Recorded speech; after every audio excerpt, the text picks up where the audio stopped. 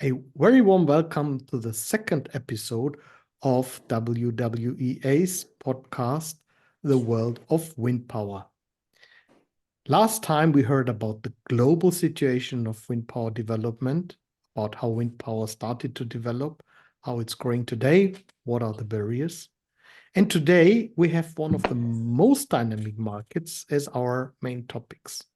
And this is Brazil.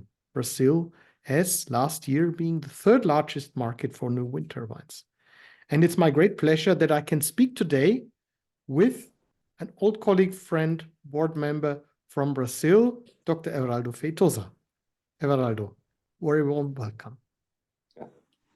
Hello, Stefan. It's a pleasure to have this talking with you, and a pleasure also to work in all the events and points with the World Wind Energy Association. And I will be very happy to discuss about the Brazilian situation today. Yes, we want to talk about what is the situation today, but I think it's always important to speak about a little bit about the history. And you are one of those people who started wind power in Brazil. We met about, it's almost 25 years ago. At that time, Brazil had, 20, 30 megawatt of installed wind capacity. But maybe you would like to introduce yourself. I know you started, I think, more as a scientist, and now you're an entrepreneur. But please, how did you and why did you start trying to introduce something which initially was something very new, wind power? Yeah, it's a good question, Stefan. In reality, my life has started with working with wind energy as a PhD degree in England in Department of Aeronautics and Astronautics in Southampton University. And at that time, nearly 30 years ago, the idea was to use all the analytical programs and equations of aerodynamics and structural dynamics of helicopters to the new area of wind energy. In reality, 30, 40 years ago, most of the companies who have been working with wind energy have been from the aeronautic background. And even we have the helicopter manufacturers like MBB in Germany. We have also the involvement of Boeing from the United States with very large wind turbines. And the idea was that using the technology of helicopter, we could optimize and decrease the cost of energy for large wind turbines. This was the main idea. And so what happens was that after some time, all the companies that have been the background of aeronautic engineer have not been successful.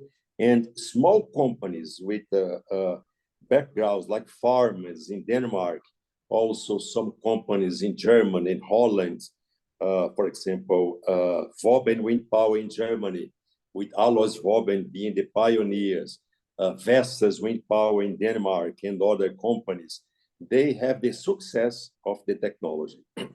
With the difference in having very huge equipments like tractors and a totally new technology.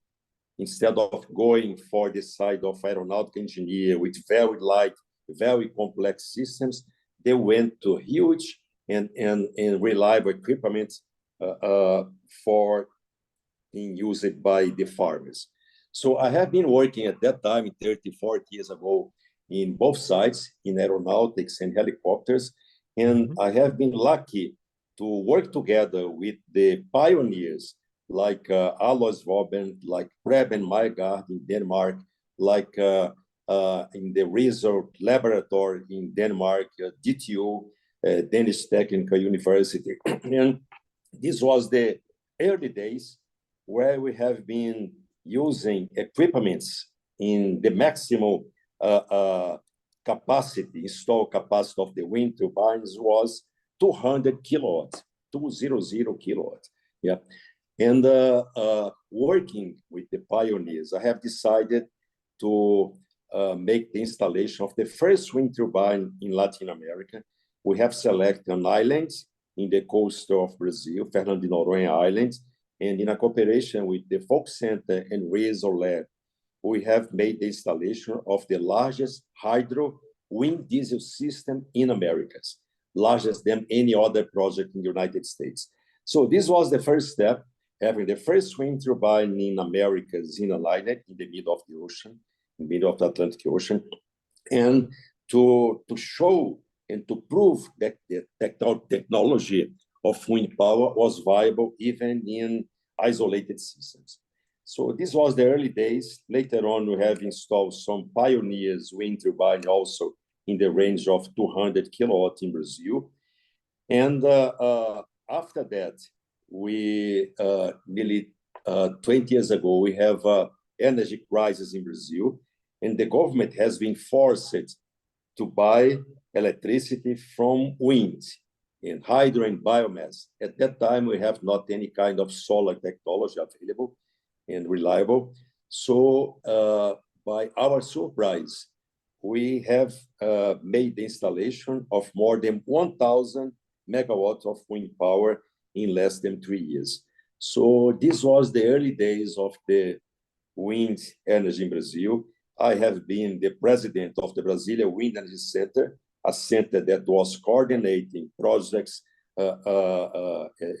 working in the area of training and pioneer projects in the whole Brazil. So you started as a scientist in aerodynamics, and how did you meet these people? You spoke about Alois Woppen, he was in Germany, and then you spoke about Preben Megard in Denmark. How did you meet the people? That was before the World Wind Energy Association was founded, because at that time you knew each other already, and you immediately were part of that organization because you were part of an existing international network. How did these contacts start to?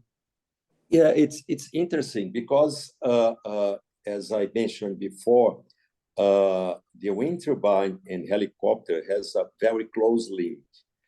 And most of the developments, small developments, and the pioneer work have been done in Europe. And for example, Alois Woppen, at that time, he was manufacturing small turbines in the range of 30 kilowatts, 30 kilowatts. Can you imagine? So this was the main technology available. Also, in England, the group and the Prime Minister, Margaret Thatcher, has decided to be involved in wind energy. And the government has made a proposal to make the first British wind turbine. The first British wind turbine was a turbine of 100 kilowatts, 100. It's important to mention the level of installed capacity.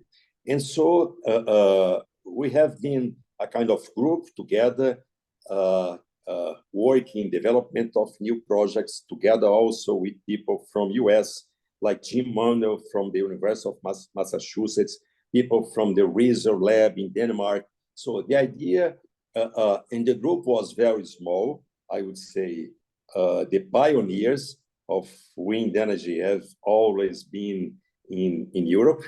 And the idea of exchange experience, and at that time, the points of having one blade, two bladed, or three bladed. Yeah, what will be the road, gearless or turbine with gears, and so all the points have been in a very small stage, and also problems with aerodynamics. There was not enough research in the area of wind turbine. Most of the research have been done in aeroplanes and helicopters. So the development of a new technology, development of a special wind tunnels for detecting the aerodynamic behavior of wind turbines was totally different from the sector of aeronautical engineering. So this was my early stage of working in academic life in Europe. Yeah. together with, I remember, ECN from Holland, DTU and Riesel from Denmark, and also companies and Fraunhofer Institute in Germany. And it was a very exciting period of life in which all of we have been together and discussing ways, and no one would believe, I would say, in the stage that we have today. That's indeed amazing. Just mentioned that around 20 years ago, Brazil had a capacity of well below 100 megawatt at the time when you did this research, and you also kind of changed your role. I understand you've become a commercial kind of player. You are now working with a developer. So you kind of accompanied all these steps. I just looked at the statistics. So 2006, Brazil crossed the mark of 100 megawatt. And then 5 years later, more than 1,000 megawatt. That was 10-fold increase in 5 years. Then another 5 years, 10,000 megawatt, and now it's close to 30,000 megawatt. So that is a very, very impressive development, much faster than many European markets. Well, aside from China, I'd say it's one of the really most dynamic in the last 20 years markets. How did this happen? What made it possible that suddenly the technology which existed was applied in Brazil? Yeah, we have the great advantage of having two important points. The first one, the wind regime. So the wind regime in the northeast of Brazil is one of the best in the world. So this is important, very important to mention. And the second point was the hydroelectric power plants in Brazil, and mainly in the northeast region. So at that time, 30 years ago, when we start analyzing the wind regime and the hydroelectric and hydro power plants behavior, we see a very good complementary behavior. Yeah. During the months of low rain, we have the maximum wind, and during the other parts of the year, the opposite. So we started to make the promotion of wind as a complementary to hydropower plant in the northeast of Brazil. And this is incredible to mention, because when you have today the total installed wind capacity in Brazil is 30,000 megawatts, 30,000, most of them in the northeast region of Brazil. And today, we have, I'm going to jump for the situation today. We have 30,000 megawatts of wind. We have large wind. We have 13 megawatts of large solar projects operational. And we have also 30,000 megawatts of solar distributed power in Brazil, 30,000. So this is a huge dilemma, how to manage such a large amount of wind, such a large amount of large solar, and such a large amount of small solar. And I would say that we have reached a limit some months ago. Why? Because the northeast region of Brazil, we have 60 million inhabitants, 60 million. And most of the year, this is the region of the planet in which we have nearly 100% renewable wind and solar at the moment. So 60 million people, we are not speaking about a small amount of population. We are speaking about a population in the same range of, I would say, England, 66 million people living in the region, in which all the electricity is coming from wind and solar. And the problem of the variation of the source of wind and solar. Just to give you an idea, when I said in the beginning that the hydropower plants would be very important in stabilize the system, giving stability for the electrical system, this is not possible anymore. Why? Because at the moment, for example, 2 months ago, we had more than 120% of the electricity in the region generated by wind and solar. Of course, we need inertia. Of course, we need rotating inertia. The rotating inertia of hydropower plants is going to maintain the stability of the system. But what happened? The inertia to maintain 100% of electricity in the northeast region of Brazil have been provided by a hydroelectric power plant distant 3,000 kilometers from the sites of wind and solar. 3,000 kilometers. This is just to give you an idea. It's something like you are in Bonn, and the stability of your electric system is being given by a hydroelectric power plant in Cairo, in Egypt. Can you imagine the magnitude of the problem? So this is a very huge problem that we are facing at the moment, and how to grow, still growing with wind and solar, because at the moment we have more than 100% for 60 million people, and how to continue with the stability of the system. So this is the largest renewable energy lab, when I say real energy lab in the world. That's not a proper answer. So this is a huge debate in the academics in Brazil and in all the utilities, how to deal with this problem. So how is the network? Because of course I know from other parts of the world, including in Europe, there's a lot of talk about we need transmission grids, but others also say there can be some other ways of using electricity, like, well, converting cars into electric cars. And, well, you may not need heat pumps, but other purposes you could produce hydrogen. Or is the discussion more directed towards transporting it, for example, to the south of Brazil, which may need more power and doesn't have that much wind resource? What is the solution, or which paths are discussed? Yeah, of course, when you mention about hydrogen, it's very important. There are a lot of projects being discussed in Brazil, but problem for the long term. The situation is critical now, yeah, to avoid lack of constant frequency and power in Brazil. So, of course, the hydrogen proposal is very interesting. It will take time.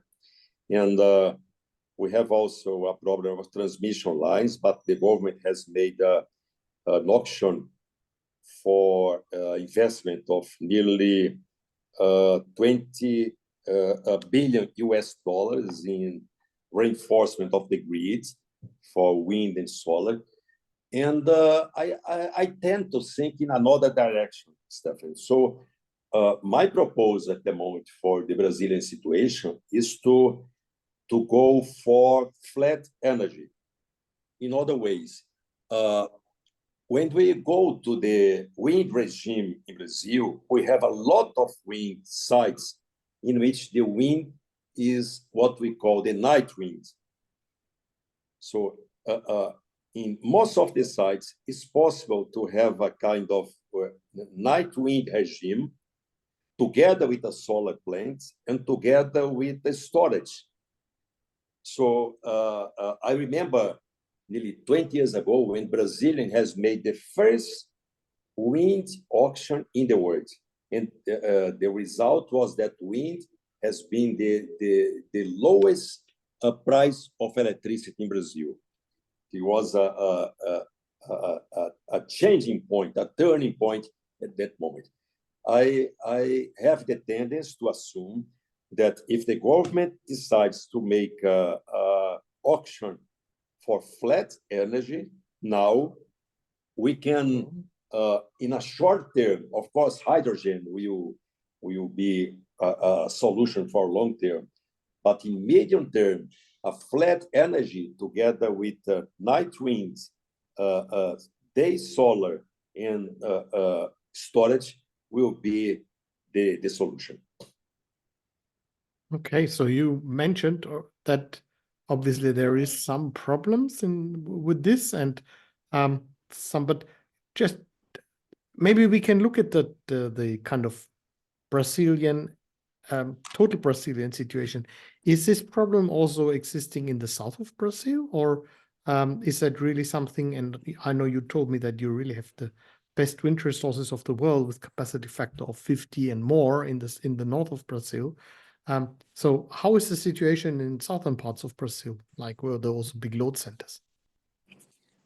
Yeah, as most of the wind energy, something like 99% of the wind projects are located in the Northeast. This is a local problem, not the south of Brazil. In reality, the south of Brazil, we have a lot of hydro, yeah, and thermoelectric power plants.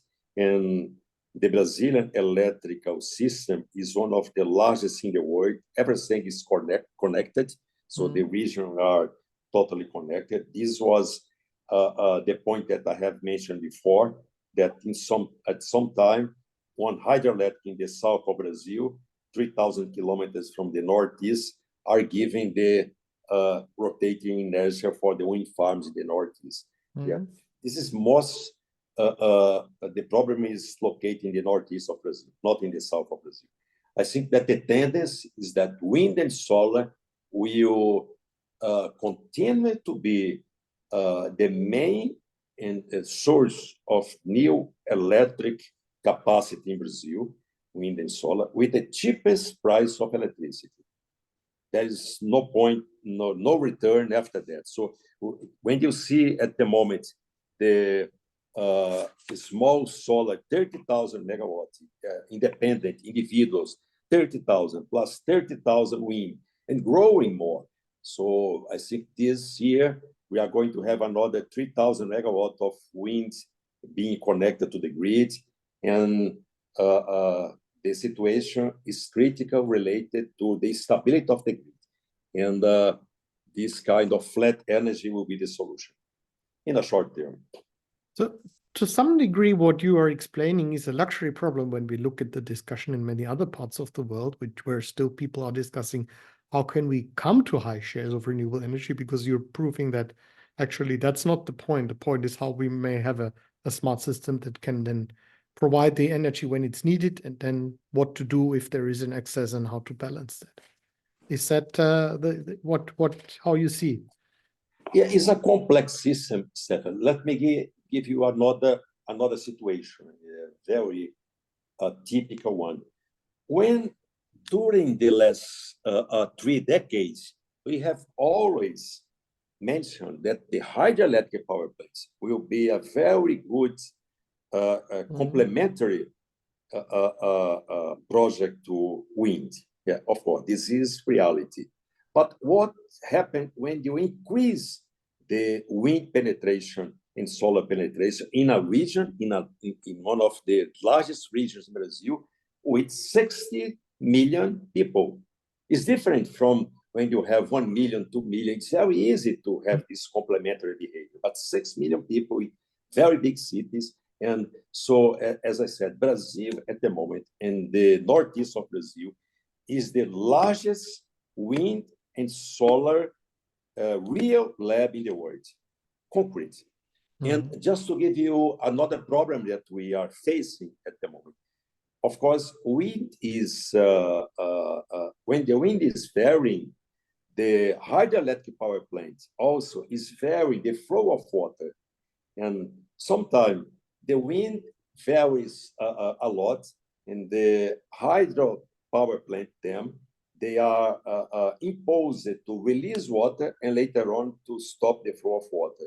And this kind of on and off of water is causing another problem of lack of water of the same level in the river, yeah, just to provide the rotating inertia to the wind farms.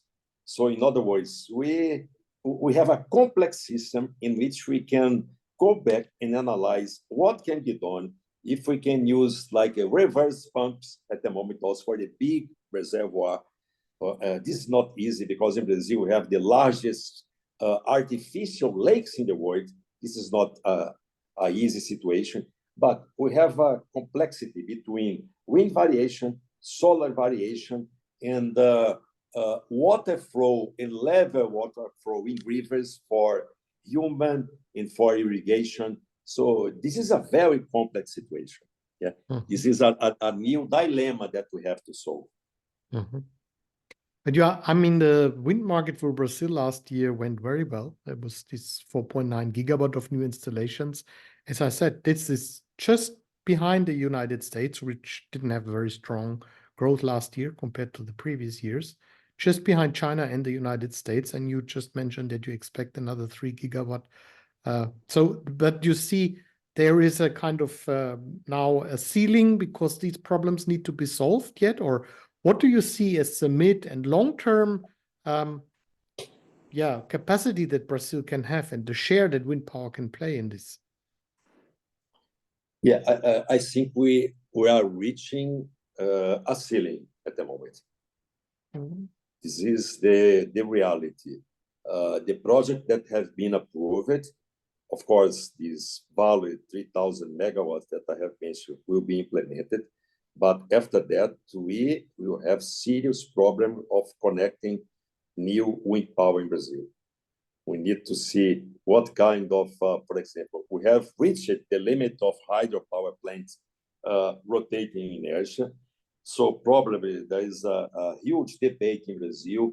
In order to use and to maintain 100% wind and solar in the northeast of Brazil, we need some kind of backing from thermoelectric power plants or even nuclear.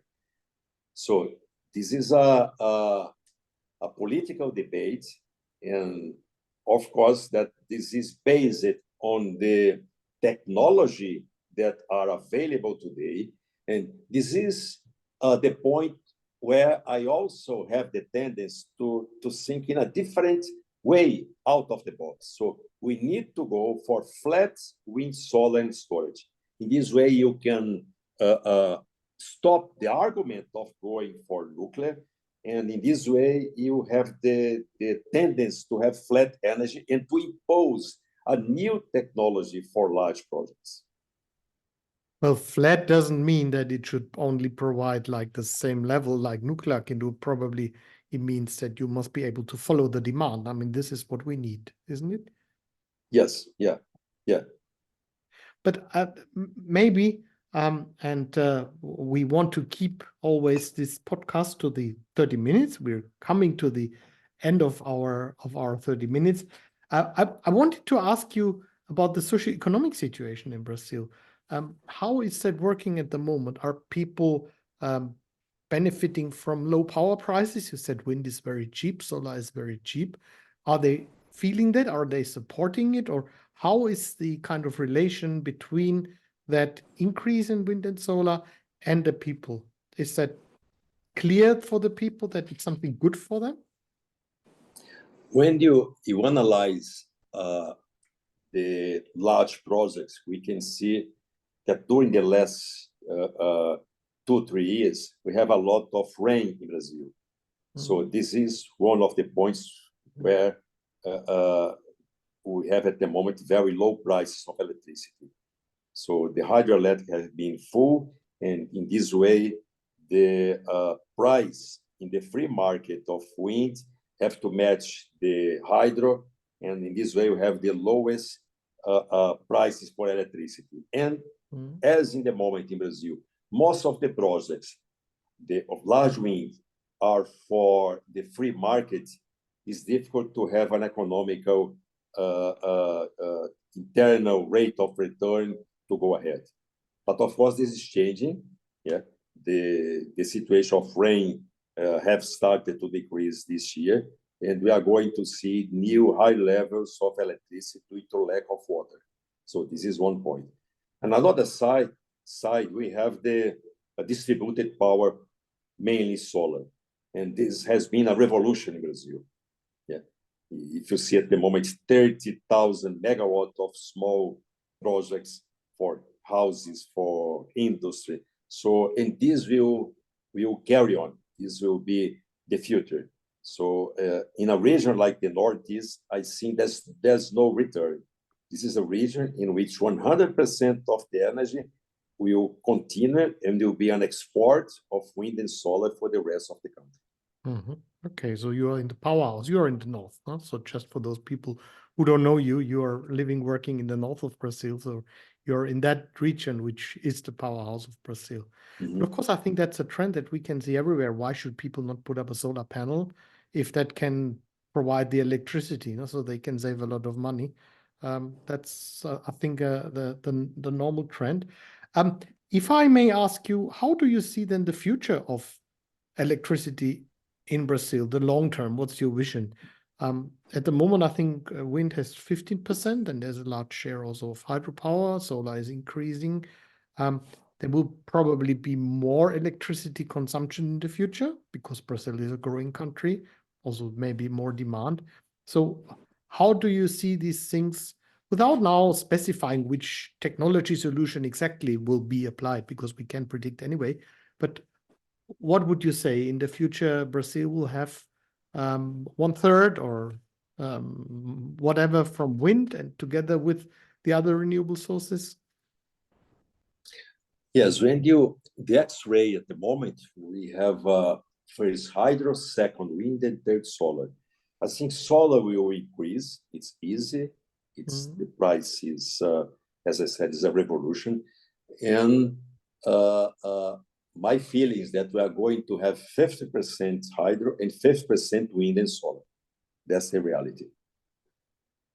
Yeah, I think that's a very interesting prediction.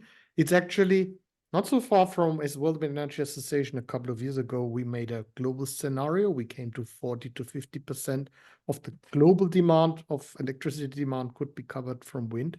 Brazil, not everybody would expect, but it's not only a sunny, but it's also blessed with wind, one of the best resources. Certainly can have that, as you say, 50%.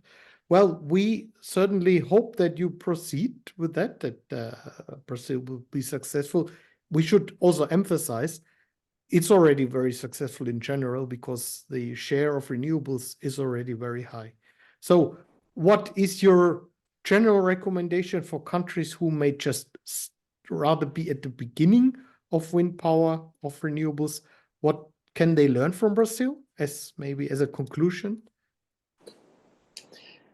I think that the main point, Stefan, is to use wind and solar in the free market.